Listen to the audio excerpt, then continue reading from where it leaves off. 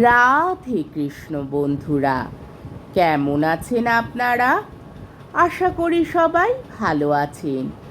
আজকে আবার একটা নতুন ভিডিও নিয়ে হাজির হয়ে গেছি। ভিডিওটি শেষ অবধি দেখার অনুরোধ রইল। আজকের গল্প তারাশঙ্কর বন্দ্যোপাধ্যায়ের অন্যতম শ্রেষ্ঠ উপন্যাস হাঁসুলি বাঁকের উপকথা। আজকে উপন্যাসে ৭৭ পর্ব। আফসোস হচ্ছে বসনের, এ জামাই নিয়ে কখনো সুখ পাবে না সে। এই সব কি কথাবার্তার ধরন না ছিরি? এইসব মাথা মাথা লোকের সঙ্গে এই ধরনের কথাবার্তা যখন করালি বলে, তখন বসন ভয় লজ্জায় সারা হয়ে যায়। নিম তেলে পানুকে তো সে মারতে বাকি রেখেছে। নিম তেলে পানু করালির সামনেও আসে নাই, মুখে মুখে তাকে কোনো কথা বলে নাই। নিজের বাড়িতে বসে সে নয়নের মাকে বলেছিল, একাল টাকা তিনটে মোড়ল মাতব্বরের গোষ্ঠী গুজরে গেল। আট পৌরেদের পরমের ঘর ভাঙাদের বাড়ি কোষ্কেদেদের গোষ্ঠী, তারা কেউ কোঠাঘর পরিবার নিয়ে শোয় নাই বাবা। কথাটা করালির কানে উঠতেই সে পানুর বাড়ি বই গিয়ে তার সামনে উঁচু হয়ে বসে বললে, হ্যাঁ শালো, মাতব্বরেরা কোঠায় শোয় নাই বলে আমি শুতে পাবো না? নিমতেলে পানু সেই দিন সেই চর খাওয়া অবধি করালিকে দুর্দান্ত ভয় করে। সে কোনো জবাব দেয় নাই, করালি তবু ছাড়ে নাই। নিরুত্তর পানার মুখের সামনে ঠিক পানার মতো ভঙ্গিতে বসে ভেঙিয়ে মৃদুস্বরে শ্লেষের সঙ্গে বলেছে, হ্যাঁ শালো, বনোয়ারি মাতব্বরের পরিবারের রং কালো, দেখতে সে কুৎসিত, তা বলে আমি ফর্সা সুন্দর মেয়ে বিয়ে করতে পাবো না? তোমার পরিবারের তো রং ফর্সা, তা তাকে তুমি ছাড়ো শালো। বলি, ওরে শালো।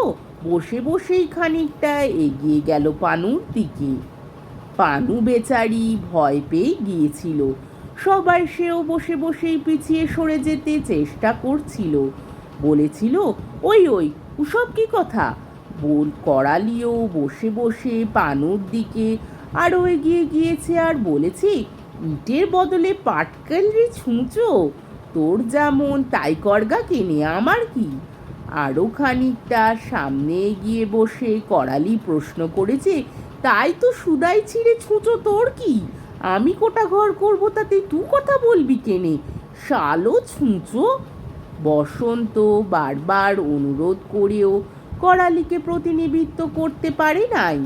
মহিষের মতো তার গো। অবশেষে পাখি এসে তাকে ক্ষান্ত করে উঠিয়ে নিয়ে যায়। যেমন করালি তেমনি পাখি, মেয়ের রং যেমন গোড়া তেমনি তেজ, যেন আগুনের হলকা, ভয় ডর নাই। করালিকে বললে, উঠে আয়। করালি গ্রাহ্য করলে না। শুনছিস না? মেয়ে এসে ধরলে তার হাত, ছাড়িয়ে নিলে করালি। পাখি ধরলে তার চুলের মুঠো। করালি মাথা ঝাঁকি দিয়ে চুল ছাড়িয়ে রেগে উঠল, হাঁক দিয়ে উঠল, এই! সঙ্গে সঙ্গে পাখি নিজের কপালে পাগলের মতো খিলচর মারতে আরম্ভ করলে, এইলে এইলে এইলে। করালি হতভম্ব হয়ে গেল। তারপর গিয়ে তার হাত ধরে মিষ্টি কথায় আনুগত্য স্বীকার করে বললে, চ চ বাপু চ, ঘর যেছি আমি, থাম বাপু থাম। আসবার সময় নয়নের মাকে বলে এসেছি, মরাকে আমি কোনো কথা বলি না, মরার গালেও আমার কিছু হবে না, দে তুই গাল দে যত পারিস। পাখি তাকে নিবৃত করতে পারে কোঠাঘর তোলার সংকল্প থেকে, কিন্তু পাখিও খেপেছে কোঠাঘরের জন্য। যেমন একালের ছেলে তেমনি একালের মেয়ে। পাখি বলে, চন্দনপুরের বাউরিরা কোঠাঘর করেছে, হারু বাউরি, শম্ভু বাউরি, কানাই বাউরি, সে তো চন্দনপুরে, আর তারা তো কাহার লয়, তা হোক কেনে। তাই বসন্ত এসে বসে আছে বনোয়ারির কাছে, সুযোগ পেলেই বনোয়ারিকে বলবে, করালিকে এক সেই নিবৃত করতে পারে। তাছাড়া আর একটা আশঙ্কা আছে তার, করালি যাদের সঙ্গে ঝগড়া করেছে তারা নিশ্চয়ই সাতখানা করে বনোয়ারির কাছে করালির বিরুদ্ধে লাগাবে। বনোয়ারিকে বুঝিয়ে সে আগে থেকেই ঠান্ডা করে রাখতে চায়। বনোয়ারি মাতব্বর বিরূপ হলে করালির কি হবে সে কথা ভেবে বসন্তের অনেক আশঙ্কা, কিন্তু এ মজলিসের মধ্যে বলবার সুযোগ পাচ্ছে না সে। ভাগ্যক্রমে হঠাৎ সুযোগ মিলল। হঠাৎ বনোয়ারি উঠল। গোপালীবালা বললে, এই কোথা যাবা? বাবা ঠাকুরের থানে। তার মুখ দেখে কেউ না বলতে পারলে না। বনোয়ারি উঠতেই বসন্ত বললে, চলো আমি যাই সাথে। স্নেহবরে বনোয়ারি বললে, আসবি? আয়, লইলে বনোয়ারি একটা জ্বরে কাবু হয় না। এখনো তোর এক ক্রোশ পথ গিয়ে ফিরে আসতে পারি দুপুরের মধ্যে। একটু হাসলে সে। যাবার পথে হেসে বলদ দুটি এবং গায়ে কয়টির কাছে দাঁড়িয়ে তাদের গায়ে হাত বুলিয়ে আদর করলে। ডাইনের আটকেলে অর্থাৎ সাদার উপর 8টি কালো দাগ বিশিষ্ট বলদটা বনোয়ারির বড় ন্যাওটা। ওটা তার ঘরেরই বাছুর। বলদটা তার হাতু চেটে মাথা নেড়ে নানা ভঙ্গিতে আনন্দ প্রকাশ করলে। বনোয়ারি একটু প্রসন্নতার স্পর্শ পেলে ওদের কাছ থেকে। মনে মনে বললে, মা ভগবতী, তোমাদের সেবার তো কখনো ত্রুটি করি না মা। তোমাদের আশীর্বাদে আমার এই পাপটি খণ্ডে দাও। পথে সেই 8 পৌড়ে পাড়ার বটগাছের তলায় কালো বউয়ের সঙ্গে তার দেখা হতো। বনোয়ারি বললে, একটুকুন দাঁড়া বসন। বসন ভাবলে ক্লান্তি। বললে না এলেই হতো। বললে পরে আমি এসে কর্তার থানের মৃত্তিকে নিয়ে যেতাম।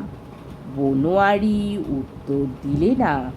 সে ভাবছে কালো বউয়ের কথা, তার অপরাধের কথা। আজকের পর্বটি এইখানেই শেষ হলো। আমার ভিডিওটি যদি আপনাদের ভালো লেগে থাকে তাহলে আমাকে কমেন্টের মাধ্যমে আপনাদের মূল্যবান মতামত অবশ্যই জানাবেন এবং আমার ভিডিওটিকে লাইক ও শেয়ার করার ও আমার চ্যানেলটিকে সাবস্ক্রাইব করারও অনুরোধ রইল। তাহলে আজকের ভিডিওটা এই অবধি।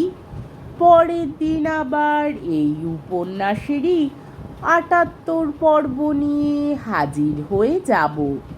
ততক্ষণ পর্যন্ত আপনারা সবাই ভালো থাকবেন, সুস্থ থাকবেন, সাবধানে থাকবেন এবং আমার ভিডিওটি দেখতে থাকবেন।